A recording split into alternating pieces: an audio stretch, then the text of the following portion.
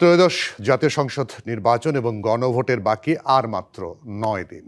ভোটের প্রচারণায় এখন উৎসব মুখর সারা দেশ। ভোটের দিনক্ষণ যতই এগিয়ে আসছে ততই নির্বাচনের প্রতিদ্বন্দ্বীদের প্রার্থীদের বিরামহীন ছুটে চলা ভোটারদের দ্বারে দ্বারে দিচ্ছেন নানা প্রতিশ্রুতি। ভোটের প্রচার করা হচ্ছে অভিযোগ এবং পাল্টা অভিযোগ, তবে এখনো পর্যন্ত সেরকম কোনো বড় ধরনের সংঘাত সৃষ্টি হয়নি, তাই উৎসবের আমেজ দেশ জুড়ে। আমাদের সহকর্মীরা নির্বাচনী প্রচারণা খবর জানাবেন। বরিশাল থেকে যুক্ত হচ্ছেন সহকর্মী জিয়াদ মাহমুদ এবং ঢাকা থেকে যুক্ত হচ্ছেন আরেক সহকর্মী অজিত সরকার। অজিত সরকার, জিয়াদ মাহমুদ, দুজনকে স্বাগত জানাই। শুরুটা অজিত সরকার আপনাকে দিয়ে শুরু করতে চাই। সম্ভবত আপনি যেই প্রার্থীর প্রচারণায় আছেন তিনি নামাজে আছেন, তারপর আপনার কাছ থেকে জানি প্রচারণা কেমন চলছে। ধন্যবাদ জুয়েল। আপনি যেমনটি বলছিলেন যে আমাদের যে ঢাকা ৭ আসনের হাত পাকার প্রার্থী আলহাজ আব্দুর রহমান, তিনি আমাদের পাশেই আছেন এই মুহূর্তে। তারপর তিনি সারাদিন আজকে এই ঢাকা ৭ আসনে কিন্তু পথসভা, জনসভা, তারপর গণসংযোগ করেছেন। কিছুক্ষণ আগে তিনি এই ঢাকা ৭ আসনে কামরাঙ্গীরচর এলাকায় কিন্তু তিনি গণসংযোগ করেছেন। শত শত কর্মী সমর্থক নিয়ে তিনি কিন্তু গণসংযোগ করেছেন। তার আগে কিন্তু তিনি পথসভায় যোগ দিয়েছেন কামরাঙ্গীরচর খালের পাড় ওই এলাকার মধ্যে পথসভা করেছেন, গণসংযোগ করেছেন। তারপর সর্বশেষ এখানে কামরাঙ্গীরচর যে মাতবর বাজার এলাকায় তিনি গণসংযোগ করেছেন। এখানে শত শত নেতাকর্মী কিন্তু তার সাথে যুক্ত হয়েছেন। এ সময় তিনি আমাদেরকে, গণমাধ্যমকে তিনি যেমনটি জানিয়েছেন যে আসলে তার যে ঢাকা ৭ আসন, এই আসন কিন্তু একটা বিশাল একটা অংশ নিয়ে কিন্তু আসলে এই ৭ আসন আসলে এই ৭ আসনটা, এই আসনে কিন্তু ব্যবসার একটা অন্যতম একটা স্থান। আর এখানে একটা ঘনবসতি আছে মাদকের আখড়া, কিশোর গ্যাং থেকে শুরু করে সন্ত্রাস, চাঁদাবাজি আর দখল বাণিজ্য, এসব অনেক কিছু সমস্যা এখানে রয়েছে। তিনি আমাদের সাথে সেটা স্বীকার করেছেন এবং তিনি যেমনটি বলছেন যে এখানে নির্বাচিত হলে এই আসনে তিনি এই সমস্যাগুলোর সমাধান করবেন। তিনি এমনটাও বলছেন তিনি আসলে শতভাগ আশাবাদী যে আসলে এই আসনে তিনি নির্বাচিত হবেন। কেননা এর আগে তিনি 2বার কিন্তু এই আসন থেকে কিন্তু সিটি নির্বাচনের জন্য কিন্তু তিনি সিটি নির্বাচন করেছেন, সংসদ নির্বাচনও করেছেন।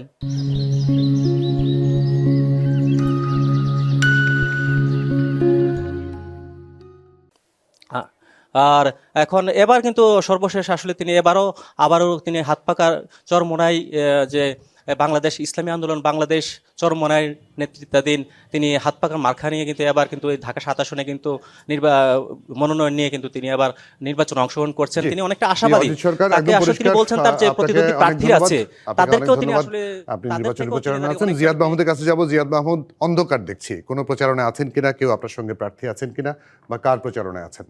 এই মুহূর্তে প্রচারণায় আমরা ঠিকই নেই, তবে আগামীকাল তারেক রহমানের সফর উপলক্ষে যে বিভাগীয় সমাবেশ হবে সেই মাঠে আমরা রয়েছি। পিছনে মঞ্চ তৈরি করা হচ্ছে, এটি প্রচারণের একটি অংশ। তারেক রহমান যে বরিশালে আসবেন এবং নেতাকর্মীদের সাথে এখানে কথা বলবেন, এই স্টেজে বক্তব্য রাখবেন, নির্বাচনকে কেন্দ্র করে একটা রূপরেখা প্রদান করবেন, সবকিছু মিলিয়ে এখানে কিন্তু যে নির্বাচনী প্রচারণা, সেই প্রচারণাই কিন্তু দেখা যাবে। এবং আপনাকে জানিয়ে রাখি, শুধু তারেক রহমানই নয়, এর পরের দিন মানে 5 তারিখে এখানে ইসলামী আন্দোলনের একটি সমাবেশ রয়েছে। তারপরের দিন 6 তারিখ জামায়াত ইসলামের আমির তিনি বরিশাল সফরে বের হবেন। এবং এভাবে কিন্তু প্রত্যেকটি দল তারা প্রচারণা কার্যক্রম চালু রাখছেন। এবং এখানে যদি আপনাকে হিসাবটি জানিয়ে রাখি, বরিশাল বিভাগে 21টি আসনে 123 জন প্রার্থী রয়েছেন, যারা 21টি আসনে তারা কিন্তু প্রতিদ্বন্দ্বিতা করবেন। এবং এখানে আমরা দেখেছি যে বরিশাল জেলায় 6টি আসনে যারা রয়েছেন তারা প্রচারণা কার্যক্রম তারা চলমান রেখেছেন। এবং সকাল থেকে সন্ধ্যা রাত তারা কিন্তু